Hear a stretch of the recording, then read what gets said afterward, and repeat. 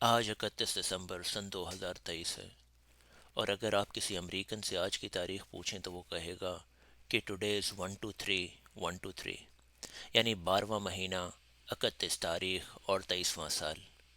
یہ والا اتفاق زندگی میں شاذ و نادر ہی رونما ہوتا ہے۔ 9 نومبر سن 2023 کو بیلر اسکاٹ کے لنگ ٹرانسپلانٹ پروگرام کے سلسلے میں ہمیں سینٹ لوک ہاسپٹل جانا تھا۔ آج صبح سے ہی بارش ہو رہی تھی۔ احمد نے اپنے جاب سے آدھے دن کی چھٹی لے لی تھی۔ ہمیں تقریباً 1 گھنٹہ لگ گیا۔ پہلے تو مجھے سی ٹی اسکین کروانا تھا۔ ایک بہت بڑے کمرے میں ایک بہت بڑی مشین پڑی ہوئی تھی۔ مجھے ایک متحرک بستر پر لٹا دیا گیا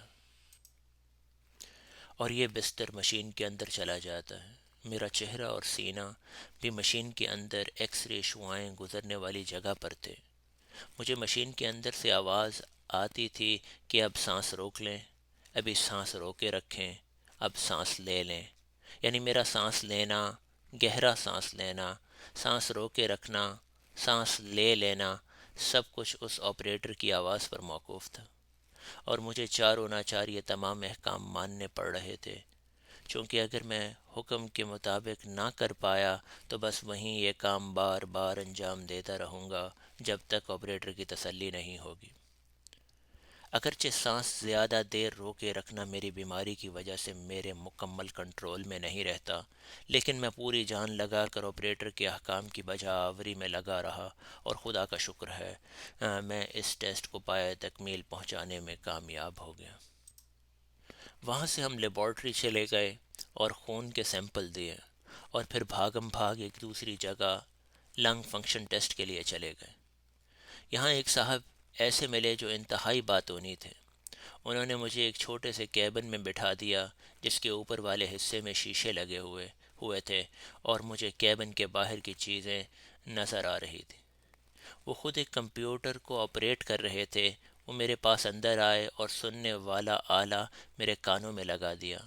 ایک موٹا سا پائپ مجھے میں اپنے منہ کے اندر اس طرح لگانے کا کہا کہ میرے دونوں ہونٹ اس کے اوپر مضبوطی سے رہیں، یعنی کوئی سانس میرے منہ کے اندر نہ جانے پائے، اور اس پائپ کا دوسرا سرا کمپیوٹر کے ساتھ منسلک تھا، اور ٹیسٹ کے خاتمے تک مجھے اپنے ہونٹ منہ والے سرے سے ہٹانے نہیں تھے، اور آخر میں میرے ناک پر ایک چمٹی لگا دی، یعنی ناک کے ذریعے میرے اندر آنے جانے والے سانس کو بالکل بند کر دیا گیا۔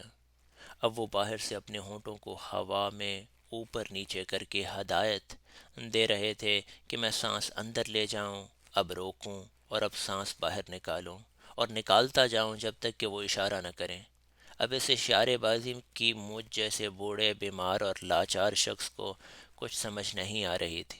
عام طور پر گہرا لمبا سانس لینے کے لیے ہاتھوں کو نیچے سے اوپر کی طرف کیا جاتا ہے، اور سانس باہر نکالنے کے لیے نیچے کی طرف کیا جاتا ہے، لیکن وہ مجھے اس کے بالکل برعکس کمانڈ دے رہے تھے، اور تھوڑی سی دیر میں میرے لیے اس کی کمانڈ ایسے گڈمڈ ہو جاتی کہ مجھے کچھ سمجھ نہیں آ رہی تھی کہ یہ کیا ہو رہا ہے، اور کئی دفعہ کے وقفوں کے بعد اگر صحیح کرنے میں کامیاب ہو بھی جاتا تو اتنا تھک چکا ہوتا کہ اپنی دانست میں یہ سمجھتا کہ میں نے اس دفعہ ٹیسٹ کامیابی سے کر لیا ہے، اور خوش ہو کر اپنے ہونٹ اس پائپ سے ہٹا لیتا، اور کمپیوٹر اس ٹیسٹ کو نامکمل ہونے کی وجہ سے صحیح ماننے سے انکار کر دیتا۔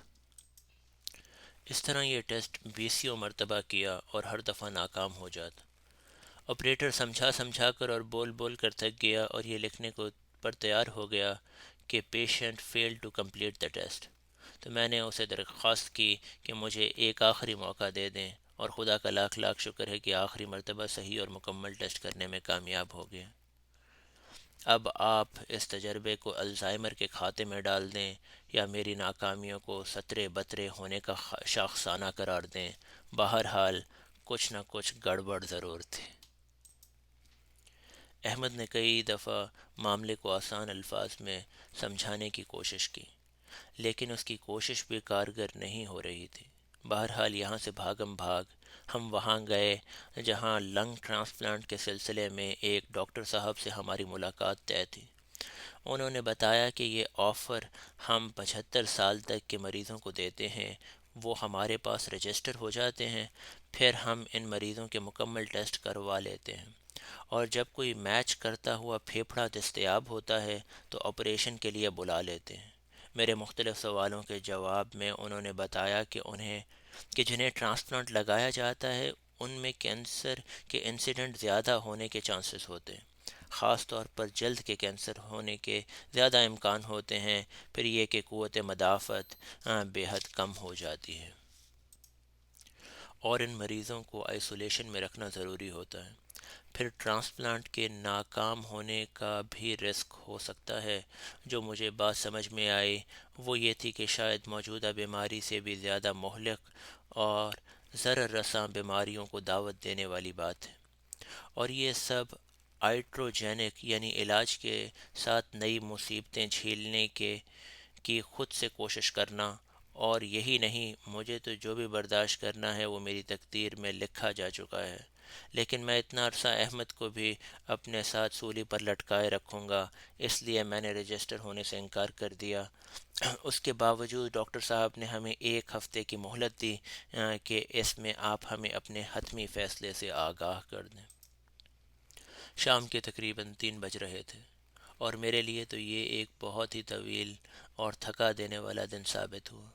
احمد کی بھی آدھے دن کی چھٹی تھی، جبکہ گھر واپسی تک تو اس کا باقی کا جاب کا وقت بھی تمام ہو جانا تھا۔ جب ہم گھر کے لیے روانہ ہوئے تو خوب بارش برسنے لگی، اور راستے میں ہمیں یہ بھی یاد آیا کہ ہمیں تو 6 منٹ واک ٹیسٹ بھی کرنا تھا، لیکن اب ہم میں اتنی ہمت بھی باقی نہیں تھی کہ ہسپتال واپس جا کر یہ ٹیسٹ کر پاتے، اور اس طرح خیر سے بدو گھر کو لوٹے۔